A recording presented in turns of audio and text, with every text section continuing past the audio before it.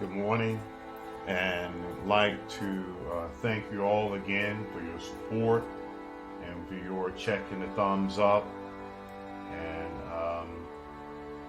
I'm about to read now Genesis chapter 29, and the topic for this chapter is Jacob arrives in Padan Aram. Verse 1. Then Jacob continued on his journey and came to the land of the eastern peoples. Verse 2. There he saw a well in the open country with 3 flocks of sheep lying near it, because the flocks were watered from that well. The stone over the mouth of the well was very large. Verse 3. When all the flocks were gathered there, the shepherds would roll the stone away from the well's mouth and water the sheep. Then they would return the stone to its place over the mouth of the well. Verse 4. Jacob asked the shepherds, "My brothers, where are you from?" "We're from Haran," they replied. Verse 5. He said to them, "Do you know Laban, Nahor's grandson?" "Yes, we know him," they answered. Verse 6. Then Jacob asked them, "Is he well?" "Yes, he is," they said, "and here comes his daughter Rachel with the sheep." Verse 7. "Look," he said, "the sun is still high. It's not time for the flocks to be gathered. Water the sheep and take them back to pasture." Verse 8. "We can't," they replied, "until all the flocks are gathered and the stone has been rolled away from the mouth of the well. Then we will water the sheep." Verse 9. While he was still talking with them, Rachel came with her father's sheep, for she was a shepherd. Verse 10. When Jacob saw Rachel, daughter of his uncle Laban, and Laban's sheep, he went over and rolled the stone away from the mouth of the well and watered his uncle's sheep. Verse 11. Then Jacob kissed Rachel and began to weep aloud. Verse 12. He had told Rachel that he was a relative of her father and a son of Rebekah. So she ran and told her father. Verse 13. As soon as Laban heard the news about Jacob, his sister's son, he hurried to meet him. He embraced him and kissed him and brought him to his home.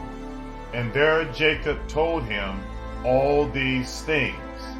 Then Laban said to him, "You are my own flesh and blood." Jacob marries Leah and Rachel. Verse 14. After Jacob had stayed with him for a whole month. Verse 15. Laban said to him, "Just because you are a relative of mine, should you work for me for nothing? Tell me what your wages should be." Verse 16. Now Laban had 2 daughters. The name of the older was Leah, and the name of the younger was Rachel. Verse 17. Leah had weak eyes, but Rachel had a lovely figure, and she was beautiful. Verse 18. Jacob was in love with Rachel, and said, "I'll work for you 7 years in return for your younger daughter, Rachel." Verse 19. Laban said, "It's better that I give her to you than to some other man. Stay here with me." Verse 20. So Jacob served 7 years to get Rachel, but they seemed like only a few days to him because of his love for her. Verse 21. Then Jacob said to Laban, "Give me my wife, my time is completed, and I want to make love to her.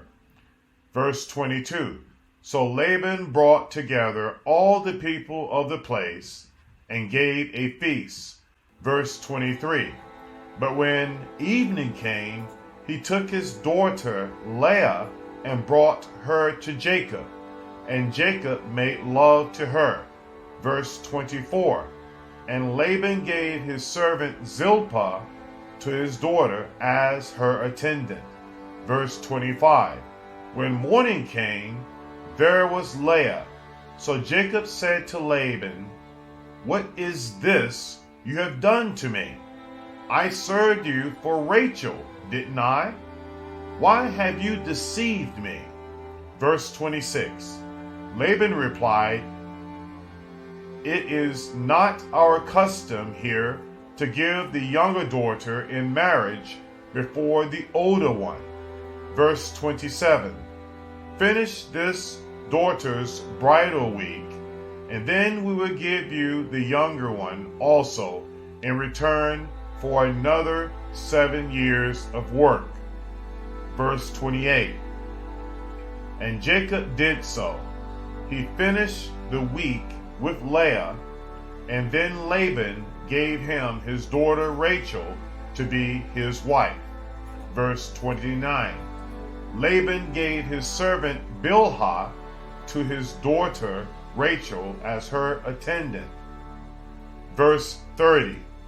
Jacob made love to Rachel also, and his love for Rachel was greater than his love for Leah, and he worked for Laban another 7 years, Jacob's children. Verse 31. When the Lord saw that Leah was not loved, he enabled her to conceive, but Rachel remained childless. Verse 32. Leah became pregnant and gave birth to a son.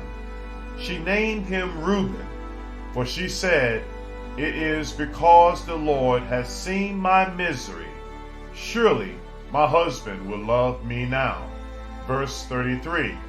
She conceived again, and when she gave birth to a son, she said, Because the Lord heard that I am not loved, he gave me this one too.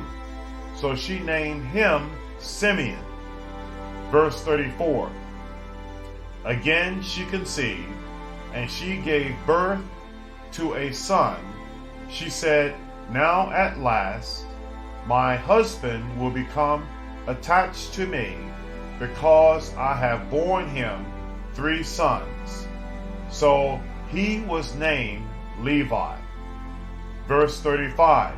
She conceived again, and when she gave birth to a son, she said, This time I will praise the Lord. So she named him Judah. Then she stopped having children.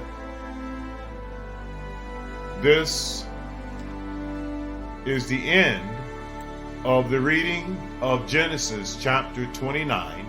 We are a young channel, so please check the thumbs up and subscribe. Thanks.